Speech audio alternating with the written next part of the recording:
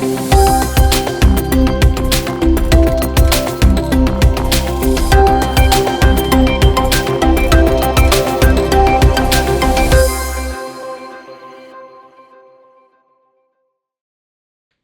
a todos, aqui é o Hernani Barudio, eu sou professor e pesquisador na Universidade de Araraquara. Estamos começando aqui o Biocast Inovação, onde a ciência e a inovação se encontram. Eu tenho a alegria de receber conosco hoje o professor Anderson Gomes, físico, docente, professor titular na Universidade Federal de Pernambuco, no Departamento de Física. Olá, professor Anderson, prazer estar contigo, obrigado pela oportunidade. É uma satisfação e já agradeço pelo convite de participar aqui com você nesse bate-papo. Ok, professor, vamos lá. A gente tem usado esse espaço para conversar um pouco sobre ciência, um pouco sobre o ser e tudo isso que impacta e que permeia a nossa vida, né? Primeiro, eu queria que você fizesse uma apresentação, professor, contasse como é que começou essa tua paixão pela ciência, de onde veio sua relação, inclusive é o segundo físico que está conosco aqui. A física pode ser até considerada um pouco a mãe, né, junto com a química aí do começo de tudo. Fala um pouco como é que começou isso na tua vida, prof. Veja, eu normalmente as pessoas quando fazem essa pergunta, a gente espera ou pensa que sempre, quando a gente era criança, a gente brincava ou já pensava em ciência. Eu fiz meu curso primário, como chamava antigamente, o que hoje é o Ensino Fundamental 1, numa escola que a minha mãe era diretora, professora. Depois eu fiz o ginásio e eu fiz escola técnica, o que hoje são os institutos federais, antes eram escolas técnicas. E eu fiz um curso médio técnico. E nesse período eu conheci, né, a física no ensino médio, e eu decidi que queria ser professor de física. Então eu fiz um primeiro vestibular para engenharia e não passei. No segundo vestibular eu fiz para licenciatura em física e passei. Eu não tinha a menor ideia do que era pesquisa em física. Quando eu cheguei na universidade, foi que eu conheci os laboratórios, e aí achei que o caminho, mesmo assim, eu fui fazer licenciatura no terceiro ano, eu comecei numa iniciação científica com bolsa do CNPq, e a partir daí eu comecei a descobrir, não tardiamente, mas muito depois de ser criança, eu comecei a descobrir na universidade a ciência, a pesquisa. Meu primeiro orientador, o professor Rios Leite, que começou a trazer aquelas coisas, tinha acabado de chegar do MIT, e aí fui conhecendo as pessoas e vendo o departamento crescer ali no início dos anos 80, e foi aí que começou. E daí eu fiz mais um ano de bacharelado, que nunca concluí, mas entrei no mestrado, e daí a coisa encaminhou. Comecei trabalhando nessa linha de laser, fazendo laser. Como tinha um curso técnico, eu era muito bom com as mãos, sabia eletrônica e sabia apertar parafuso, então eu comecei a construir laser, e a partir dali cheguei até onde eu estou. Que legal. Esse foi o começo. Eu fiz licenciatura, com muito orgulho, dei aula em escola estadual, e depois entrei na universidade. Eu acho que isso é interessante, que muita gente não tem ideia do quanto a carreira do professor, do pesquisador, ela permeia todas essas áreas, né? É isso. Não sei, o professor acabou... Hoje a gente até queria que você falasse um pouco mais, porque seus trabalhos estão muito envolvidos aí na parte, vou chamar de fotônica, biofotônica, né? Até você explicasse para a gente um pouco, mas principalmente eu vejo sempre o que eu admiro muito na tua carreira, professor, é esse zelo em levar coisas para fora da academia. Não sei se eu posso chamar de muros, mas... Então fala para a gente um pouco o que é a biofotônica, esse zelo que o professor tem em levar para a comunidade, essa inquietação, né, se eu posso dizer. Isso, a palavra fotônica, né, ela vem de fótons, que é a unidade fundamental da luz, e é uma palavra que não é tão conhecida, por exemplo, como a eletrônica. Se fala eletrônica, todo mundo sabe o que é. Fotônica, talvez algumas pessoas ainda não conheçam. Então, mas a gente fala de luz, de ótica, todo mundo sabe. Então, eu comecei fazendo isso. Aí eu fui trabalhar em ótica, uma coisa chamada ótica não linear, e trabalhando com luz, com laser, e aprendi rapidamente que apesar de fazer muito estudo fundamental, a gente chama a interação da luz com a matéria, com qualquer matéria, tudo. Então, você pode interagir com um cristal que vai gerar alguma propriedade nova, ou estudar aquela propriedade, mas logo no começo eu gostei de trabalhar com coisas ligadas à biologia, mesmo não entendendo nada. Mas o desenvolvimento ele aconteceu, o mestrado foi numa coisa de fazer laser e aplicar no estudo com átomos de sódio, uma coisa muito básica. Depois eu fui para um doutorado no Imperial College de Londres, onde continuei trabalhando naquele momento com fibras óticas, passando luz por dentro da fibra, vendo efeito, vendo a fibra ficar colorida, e comecei a estudar, a ler sobre aplicações de laser na biologia, na área bio. Então, a fotônica ela é esse tema que estuda a luz, usa a luz, gera a luz, mede como é que a luz se propaga e suas aplicações. E as aplicações da luz, elas estão no nosso dia a dia. A gente acorda com a luz, fotossíntese. A gente chega no supermercado, você tem lá um leitor de código de barra. A maioria das crianças que nasceram dos anos, 90, 2000 para cá, não sabe o que é uma máquina registradora, só sabe o que é leitor de código de barras, né? Então, a gente chega... Hoje você tem o código QR, o QR Code, que a gente chama, a gente diz que não sabe inglês, mas todo mundo só fala aqui, ó, Code, e por aí vai. Então, o QR Code é um código de barra sofisticado, ele permite uma amplitude muito grande. E como é que foi inventado o QR Code? O pessoal no Japão, o código de barra ia ter uma certa limitação com a quantidade de coisas que eles fizeram. Então, eles fizeram uma coisa bidimensional, veja, o código de barra é aquela coisa linear, né? Uma barra preta, uma branca, uma preta, uma branca, e por aí vai. O QR Code é um negócio todo complicado, que aí você tem praticamente infinitas possibilidades. Então, mas você precisa de alguma coisa para fazer a leitura, e essa alguma coisa é luz. Você precisa de luz no seu dia a dia. Se eu apagar a luz aqui, já era. Você não vai me ver, você não vai transmitir, acabou. Mas ela é ubíqua, você não percebe a luz. Então, a gente tem que estar trazendo, falando isso para as pessoas. Eu digo para os meus alunos, a gente vai falar hoje de tal coisa, isso é para ser conversa de bar. Então, se na hora que você consegue mostrar a seu pai, sua mãe, seu irmão, o que é que você está fazendo, o que é que a luz faz para você no dia a dia, no seu cotidiano, então você está trazendo esse conhecimento para a sociedade. Isso sempre me preocupou. Então, quando eu voltei do doutorado, eu vim para cá, para o departamento, e eu voltei em final dos anos 80, mas vários anos depois eu comecei a me envolver. Eu sempre me incomodou a dizer que você vivia na Universidade do Castelo e Marfim. Pior que é, porque a maioria de nós fica só aqui dentro. Hoje está uma cobrança necessária para que a gente extrapole, saia desse muro, desse castelo de Marfim. E a minha primeira saída foi em 1995, quando eu fui ser diretor no Instituto Tecnológico. E aí eu chamei ITEP, Instituto Tecnológico do Estado de Pernambuco. O secretário de Ciência e Tecnologia era Sérgio Rezende, e eu já tinha sido chefe de departamento, essas coisas, e fui lá para esse instituto, e aí eu comecei a cuidar, por exemplo, da internet. 95 foi o ano que a internet se tornou comercial. Só existia a RNP. 95? 95. Foi a primeira vez que eu saí, né? E depois, lá nos anos 2000, foi quando eu comecei a trabalhar muito mais com essa questão da biofotônica. Então, a fotônica, ela sempre esteve comigo, e quando eu fui para esse instituto, eu comecei a ver o lado de fora, né, da universidade. Aí foi que eu percebi, mais ainda, que a gente tem que trazer esse conhecimento. Andando pelo estado de Pernambuco, trazer a ciência, o conhecimento, a tecnologia para perto das pessoas era muito importante. Então, a fotônica ela usa a luz, e uma das coisas que tem são as comunicações ópticas. Então, hoje, as fibras ópticas, se a gente não tivesse fibras ópticas, a gente não estava falando nessa velocidade. Você lembra do tempo do modem, né? Você falava e aquele negociava. Pois é.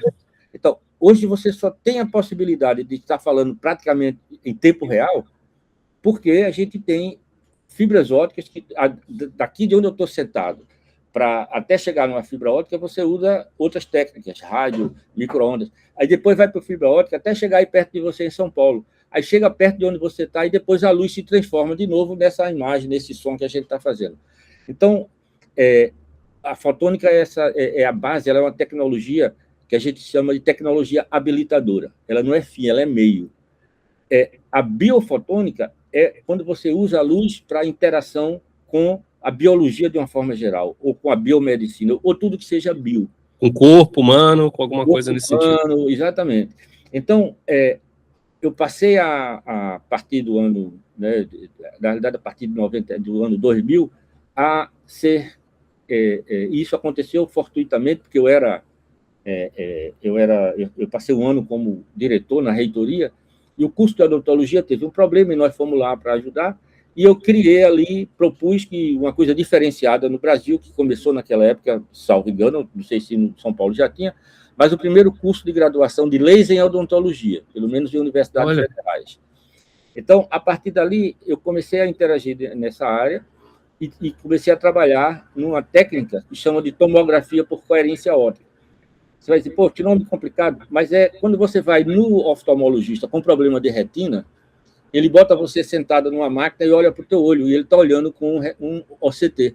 E ele vê tua retina, não invasivamente com luz. É um feixe de luz que vai ali e na volta tem todo um processo físico que eu não vou entrar em detalhe, mas você consegue, a partir daquela interação da luz com a retina, fazer uma imagem da retina, e uma imagem com resolução micrométrica, ou seja, é 1 milhão de vezes mais curto, né, do que 1 metro. Então, você consegue ver as camadas da retina, e se a camada da retina estiver mais espessa ou menos espessa, você pode estar com um problema. Imagine se você não tivesse isso.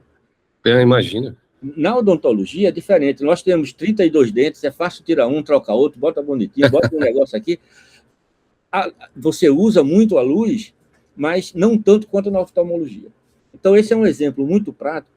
E, a partir daí, desde 2005, que eu sou também professor da pós-graduação em odontologia aqui no UFPE. Eu já formei mais mestre e doutor em odontologia do que em física. Não, essa visão transversal, essa coisa Isso. Multidisciplinar É fundamental. Porque, eu não sei, professor, isso, como tem, né, falando de como o senhor foi cativado para a vida na física, né, também, o professor fala dessa maneira muito interessante, do envolvimento também de funções estratégicas que o professor tem ocupado ao longo dos anos, e eu vejo que a impressão, né, eu estou na Universidade de Araraquara, um departamento de biotecnologia, né, que é um curso moderno, desculpa, a palavra moderno, mais novo, mas como é que a gente faz para atrair, mas eu sou químico de formação, somos aí do núcleo duro, né, que se chamava no passado, e como é que você vê, professor, como angariar, como atrair a nova geração para essa formação tão importante como a física, a química?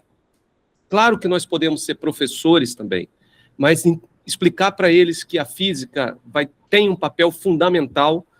Tem muita gente dizendo que nós estamos entrando na era da fotônica, né? Foi a era da eletrônica e tal. Como é que o senhor vê isso? Como a gente pode atrair, como cientista, como formador de opinião? Primeiro, a gente precisa parar de dizer que a física é a coisa mais importante e mais bonita. Não é, ela é uma das. Eu não queria, seria péssimo isso, as palavras não são minhas, são do Dyson, né? Ele diz assim, seria péssimo se todo mundo quisesse ser físico, se todo mundo quisesse ser cientista. A gente precisa dos músicos, a gente precisa da arte, a gente precisa do poeta, a gente precisa de todo mundo. Qual é uma das vantagens de ser físico? Para mim, a maior vantagem é eu aprendi a aprender. Que legal. O desafio era aprender. Então, na hora que eu, na física, consegui superar aquelas disciplinas complicadas, que muitas delas eu nem uso mais para nada, eu aprendi a aprender, eu aprendi a me comportar diante de um problema. E aí, ao ter a oportunidade, e eu não fui treinado para isso, e muitos de nós não são criados para ser gestor, eu usei o que eu aprendi em resolver problemas de física para resolver problemas do lado de fora da universidade. E aí as coisas vão andando. Então, você não pede para ser aquilo acontece, você topa, é um desafio, você quer ajudar. Então, é aquela história, você está numa reunião, você dá uma ideia, o cara diz, então, já que você deu a ideia, você vai fazer. E eu fazia muito isso, eu aprendi também. Se eu vou criticar, eu tenho que estar pronto para ir lá e fazer o que eu acho que é o certo. Posso até errar. Se errar, eu tenho que estar pronto para consertar. Então, o que eu digo hoje para as pessoas, o que eu disse para minha neta foi, quando você decidir o que vai ser, pelo menos pense assim,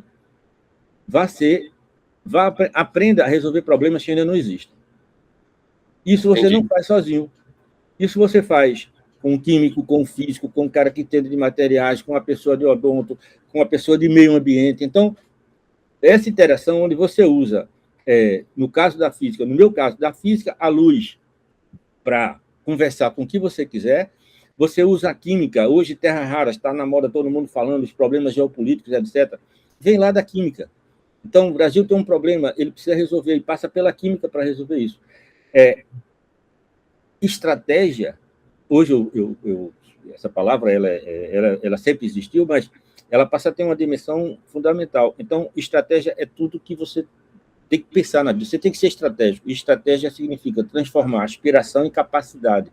Ou seja, você precisa transformar aquilo que você gostaria de ser e se capacitar para aquilo, ter habilidade para aquilo. E aí você vai cuidar, isso vale para tudo. Essas palavras não são minhas, essas palavras estão no livro do Silvio Meira, chamado O que é Estratégia, eu recomendo, é um livro curto, um livro muito bom de ler, que traz lições do trabalho para a sua casa. Então, o que eu digo para as pessoas hoje não queira ser um físico, vá para uma profissão onde você aprenda para a vida, e você possa usar aquilo para a vida. A física é uma das melhores profissões que faz isso. Ensina você a aprender. Então, esse, para mim, é o grande diferencial. Mas isso, como uma expressão que se usa muito hoje, é interessante, porque a tua fala, também, por a gente conhecer, ela é inclusiva, é isso que eu estou falando. Então, e também, essa semana, né, eu tenho lido alguns materiais bem interessantes aqui, sempre estou lendo livro de filosofia, gosto muito de psicologia, questão transversal, e ninguém no passado disse o que a gente não podia ser, né professor? Exatamente. Você não precisa não somente ser físico, não precisa abandonar a música para isso, você não precisa ser físico e abandonar as redes sociais, ser químico. Eu entendo essa segregação. Até queria ouvir do professor dentro dessa linha, por exemplo, como que o professor vê como desafio nos dias de hoje, por exemplo? Ou tudo isso que eu vou perguntar ou colocar aqui. A gente precisa educar as novas gerações? A gente precisa combater a desinformação ou focar na inovação tecnológica, ou um pouquinho de cada item desses que eu falei aqui? Eu sou o cara mais generalista. É um pouquinho de cada um. É um fundamento de cada um. Você precisa fazer isso com bastante... sempre com evidência científica. A palavra ciência significa conhecimento. Então, quando a gente fala evidência científica, não quer dizer que o cara tem que ser um cientista. Quer dizer que ele tem que ter o conhecimento, e aquele conhecimento ele tem que ter uma base, ele tem que ter uma evidência. E se a gente tiver isso, a gente evita toda essa questão da desinformação. E essa base... a gente aprende um monte na escola, etc., mas hoje você tem lugares onde, se você souber procurar direitinho, aquela informação correta, adequada, ela está lá. Nós precisamos, sim, ajudar as novas gerações a usar, a ganhar tempo com a tecnologia que a gente tem hoje, é o debate da inteligência artificial. A inteligência artificial, eu converso muito com o Silvio, é um cara que seria, talvez você consiga que ele faça com você. Aí ele tem um outro tema para um outro significado para IA, que chama-se imitação algorítmica. IA é uma imitação algorítmica. Eu não sou da área, mas fica muito claro isso. Então, ela imita tão bem que ela chega a exprimir sentimentos. Óbvio que a máquina não tem sentimento, mas ela foi tão bem treinada que ela consegue exprimir um sentimento. Eu recentemente perdi minha mãe e eu tinha pedido para o ChatGPT fazer um negócio para mim lá, um desenho de uma mesa para ela e tal, e ele fez. E aí, agora, isso faz uns meses, quando eu pedi para ele fazer aquela nota de falecimento. Ao final, sai a seguinte frase: Anderson, eu sinto muito pela perda da sua mãe, e veja que coisa. Alguns dias nós estávamos fazendo uma mesa para ela escrever, hoje estamos fazendo uma nota de falecimento. A vida é assim, os contrastes, ela pode rapidamente você mudar de patamar. Isso veio de uma máquina. Então, a gente tem que saber usar expressões como essa e não ter medo delas. Não adianta a gente tentar evitar. Então, a gente tem que ajudar o pessoal hoje, a criançada principalmente, a ter esse novo olhar. Alguém se lembrou o seguinte: lembra quando apareceu a máquina de calcular? Opa! A máquina de calcular foi lá atrás. Qual era o grande problema? Ninguém vai estudar matemática, ninguém vai aprender mais a fazer conta. Não é verdade. A matemática continua na escola, os meninos continuaram precisando aprender conta. Agora, não precisa estar toda vez com um caderno enchendo, perdendo tempo, fazendo um monte de conta, quando você pode usar uma calculadora. É a mesma coisa de agora. Você não precisa estar gastando o seu tempo e fazendo um trabalho que é um pouco do trabalho braçal, ou é muito do trabalho braçal, quando uma máquina pode fazer isso para você e você está ali controlando a máquina. Então, isso desmistifica todo o medo, né? Será que a IA vai destruir o ser humano, né? Porque tem muito folclore em cima disso, né? Tem, e precisa. Aí vem a questão da desinformação. A desinformação faz com que gere não só o medo, mas o receio de usar. E tudo que a ciência fizer, praticamente tudo, pode ser usado de qualquer forma. É aquela velha história, aquele velho jargão. O remédio depende da dose. Ele pode matar o remédio que cura, ele também pode matar, ele depende da dose. Então, sendo mais objetivo na sua pergunta, nós precisamos sim conversar com o pessoal de hoje, inclusive com os nossos colegas que reagem, né? Muitos dos nossos colegas reagem a usar novas tecnologias.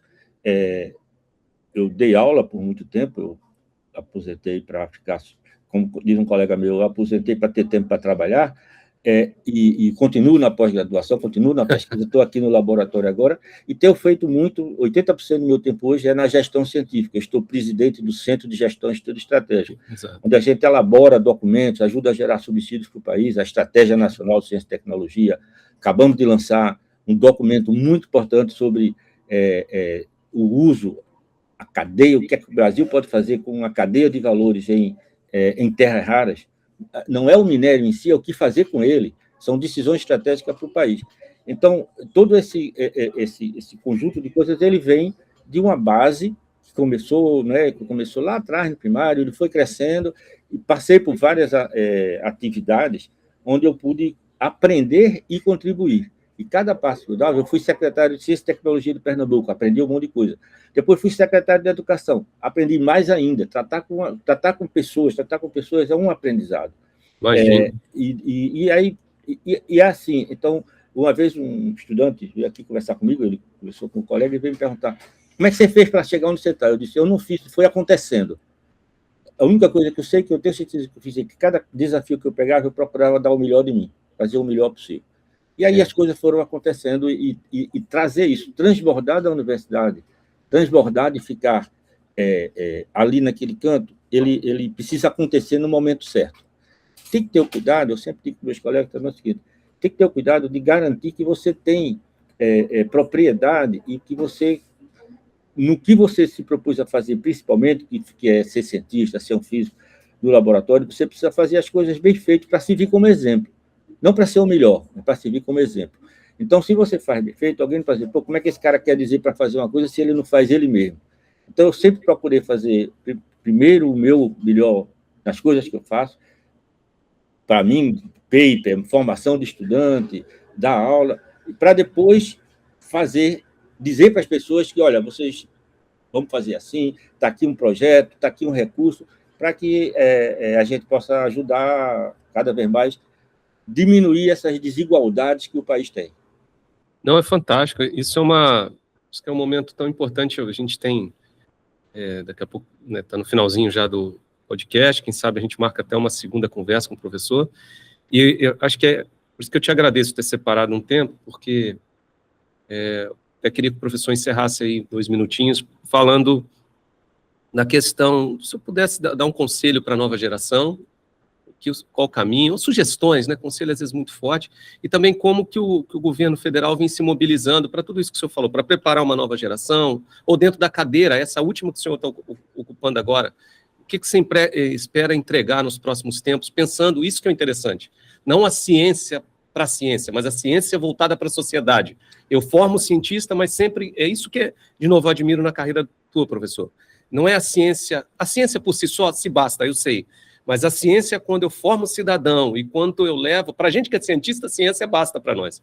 Mas quando eu formo cidadão e quando eu levo para a sociedade, eu faço com que todos se apaixonem pela ciência, mesmo tendo conhecimento empírico. Como é que o professor termina assim a nossa conversa, falando para as pessoas, falando o que esperar dos próximos momentos, até do governo federal, etc.? Para as pessoas, principalmente para os jovens que estão nos ouvindo, eu vi uma frase, eu fico vendo essas coisas aí do Instagram, tem umas que são muito legais. Teve um cara que apareceu lá e disse assim: eu estudei com gosto, eu estudei sem gosto, eu estudei com desgosto, mas eu estudei. E o cara aparecia lá formado. Então, estudem, aprendam, tenham dúvidas, errem, tire nota baixa, seja reprovado, vai lá e paga a disciplina de novo, estude. A base é a educação, tudo que a gente fala, a base é a educação. Daí para frente você consegue fazer as coisas. Sobre esse momento atual, desde que eu estou no Centro de Gestão e Estudo Estratégico, eu ajudei, contribuí, puxando, coordenando equipes com mais gente, nada você faz sozinho. Primeiro, a Conferência Nacional de Ciência, Tecnologia e Inovação. Se vocês colocarem 5º ou 5 CNCTI na internet, vocês vão achar documentos, etc. Depois, a Estratégia Nacional de Ciência, Tecnologia e Inovação. O Brasil tem hoje, pela primeira vez para 10 anos, uma estratégia de ciência e tecnologia para 10 anos. Excelente. É um documento orientador. Coloca lá, ENCTI, a gente chama ENCTI, ENCTI. Baixa esse documento todo mundo devia ler, inclusive os estudantes, quem vai ser o futuro para cobrar. E quem está hoje para dizer, puxa, eu vou por aqui, eu quero fazer um projeto, abrir uma chamada do CNPq.